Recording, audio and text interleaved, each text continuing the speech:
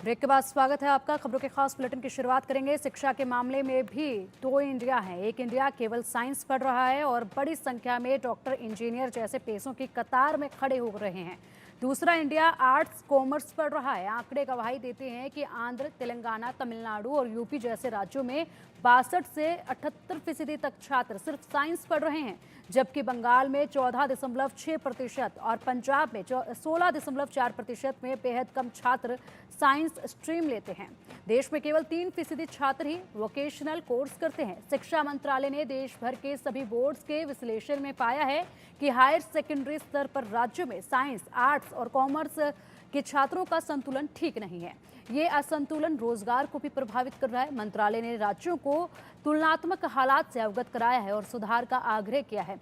मंत्रालय के मुताबिक किसी राज्य में छात्र साइंस में कम रुचि लेंगे, वहां डॉक्टर, इंजीनियर कहां से आएंगे। तो देखिए, जिस तरीके से ये शिक्षा मंत्रालय को अवगत कराया गया है इन आंकड़ों से कि बच्चे जो हैं वो किस तरीके से रुचि ले रहे हैं साइंस में। साइंस हो गई, कॉमर्स हो गई, या फिर हम बात करें आर्ट्स स्ट्रीम की, तो वहाँ पर बच्चों की रुचि काफ़ी अलग अलग नज़र आ रही है। और ऐसे में पूरी तरह से रोजगार पर भी इसका प्रभाव पड़ रहा है, क्योंकि जो इंजीनियरिंग के क्षेत्र हैं उनके ऊपर प्रभाव पड़ रहा है। टॉप 5 राज्य अब आपको बताते हैं जहाँ पर सबसे ज़्यादा साइंस पढ़ते हैं बच्चे, और ये है आंध्र प्रदेश, जहां पर 78% बच्चे जो हैं साइंस पढ़ते हैं। मणिपुर, जहां पर 68.4% बच्चे साइंस में रुचि रखते हैं। तमिलनाडु, जहां पर 65.9% बच्चे साइंस की पढ़ाई करते हैं। तेलंगाना 65.1% बच्चे साइंस में रुचि रखते हैं।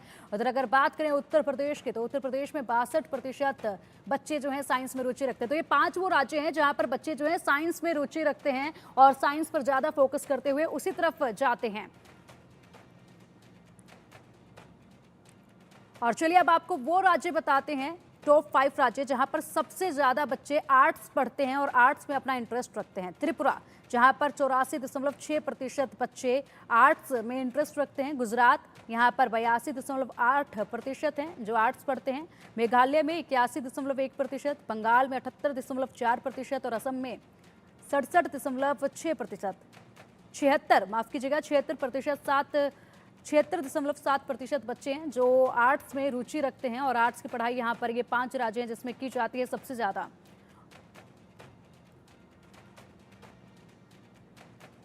तो देखिए, ये वो आंकड़े आपको बता रहे हैं कि जहां पर सबसे ज्यादा आर्ट्स पढ़ते हैं बच्चे। त्रिपुरा, गुजरात, मेघालय, बंगाल, असम, ये वो राज्य हैं जहां पर आर्ट्स बच्चे सबसे ज्यादा रुचि के साथ पढ़ते हैं। और चलिए अब आपको बताते हैं वो 5 राज्य जहां पर 10वीं के छात्र सबसे ज्यादा फेल हुए हैं। काफी महत्वपूर्ण है ये आंकड़ा। मध्य प्रदेश में 3,43,534 बच्चे फेल हुए हैं 10वीं कक्षा में। उसके बाद आता है बिहार। बिहार में 3,35,250 बच्चे फेल हुए हैं। उत्तर प्रदेश में 2,95,583 बच्चे फेल हुए हैं। सोचिए, 10वीं क्लास के बच्चों के फेल होने का ये आंकड़ा है। पश्चिम बंगाल की अगर बात करें तो यहाँ पर 1,22,846 बच्चे फेल हुए हैं। वहीं राजस्थान में 1,47,000 बच्चे जो हैं वो फेल हुए हैं 10वीं कक्षा में। तो ये वो 5 राज्य आपको बता रहे हैं जहां पर 10वीं कक्षा में बच्चों का जो आंकड़ा है काफी तेजी से ऊपर पहुंचा फेल होने में। यहाँ पर बच्चे परीक्षा 10वीं की पास नहीं कर पाए। और चलिए अब बात कर लेते हैं उन 5 राज्यों की जहां पर 12वीं के छात्र सबसे ज्यादा फेल हुए हैं। अभी तक आपने सुना 10वीं के छात्र किस किस राज्य में फेल हुए हैं। अब बात है 12वीं के छात्रों की। उत्तर प्रदेश में 5,92,187 बच्चे फेल हुए हैं। मध्य प्रदेश में 3,35,247 बच्चे 12वीं कक्षा में फेल हुए।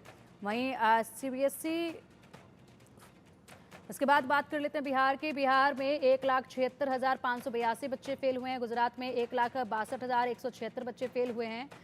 तो देखिए, ये वो बच्चे हैं। 5 जगह आपको बताई, 5 राज्य आपको बताए जहां पर आपने देखा कि बच्चे किस कदर यहां पर फेल हुए हैं 12वीं क्लास में। 12वीं कक्षा का बच्चे यहां पर जो है परीक्षा पास नहीं कर पाए।